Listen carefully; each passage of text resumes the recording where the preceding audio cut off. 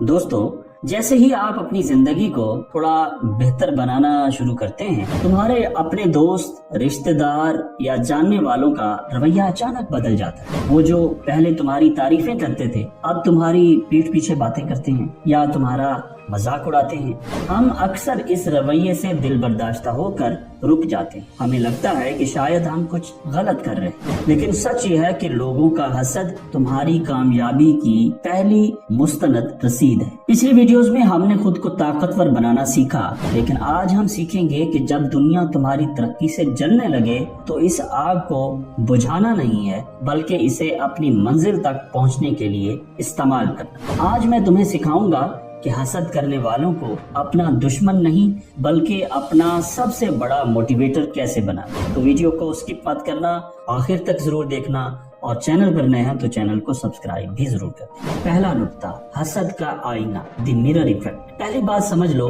लोग तुमसे हसद करते क्यों?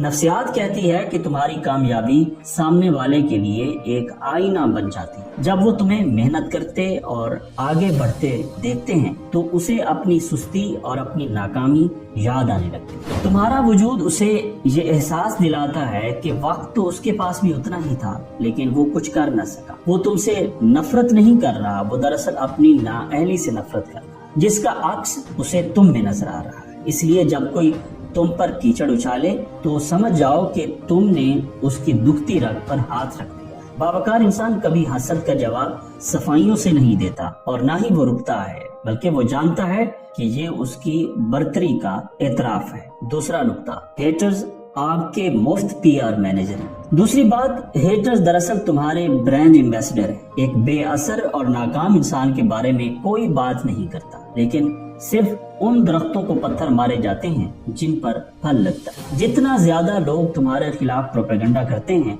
वो अनजाने में तुम्हारा चर्चा कर रहे हैं। वो तुम्हें लोगों के जहनों में जिंदा रखते हैं। तुम्हें उनका शुक्रिया अदा करना चाहिए। वो अपना कीमती वक्त तुम्हारी जिंदगी के बारे में सोचने और बातें करने में सर्फ कर रहे हैं, जबकि तुम अपने काम में मसरूफ हो। जिस दिन तुम्हारे खिलाफ बातें होना बंद हो जाए, उस दिन परेशान होना कि शायद तुमने तरक्की करना छोड़ दी। हसद करने वालों को अपनी जिंदगी का शोर बनने दो, तुम बस अपनी धुन में मगन रहो। तीसरा नुक्ता, रिवेंज प्रोडक्टिविटी। तीसरा और सबसे पावरफुल तरीका, उनके हसद को अपनी रफ्तार बढ़ाने के लिए इस्तेमाल करो। जब तुम्हें पता चले कि कोई तुम्हें गिराने की कोशिश कर रहा है तो गुस्सा करने की बजाय अपनी मेहनत दोगुनी कर दो। इसे कहते हैं रिवेंज प्रोडक्टिविटी। उनका हर तंज तुम्हारे लिए जिम में एक इजाफी सेट होना चाहिए। उनकी हर साजिश तुम्हारे प्रोजेक्ट का, तुम्हारी स्किल का एक इजाफी घंटा होनी चाहिए। तुम्हारा सबसे बड़ा बदला तुम्हारी वो कामयाबी है जो उन्हें जीने ना दे। उन्हें अपनी तरक्की से मार दो और अपनी मुस्कुराहट से दफन कर दो। जब तुम इस लेवल पर पहुंच जाओगे जहां उनकी पहुंच खत्म हो जाए तो उनका हसद खुद ब खुद खामोश एहतराम में बदल जाएगा। तो मेरे दोस्त, जो तुम्हारी टांग खींच रही हैं, वो पहले ही तुमसे नीचे खड़े हैं। उनकी सतह पर मत गिरो, अपना सर ऊंचा रखो और अपनी मंजिल की तरफ कदम बढ़ाते रहो। 2026 में तुम्हारी कामयाबी इतनी ऊंची होनी चाहिए कि हसद करने वालों की आवाजें तुम तक पहुंच ही ना सके। अगर तुम आज से हसद और नफरत से डरना छोड़ने और उसे अपनी सीढ़ी बनाने का अहद करते हो तो कमिट में वही हमारा मखसूस आज़म दोहराएं और लिखें, their hate is my fuel.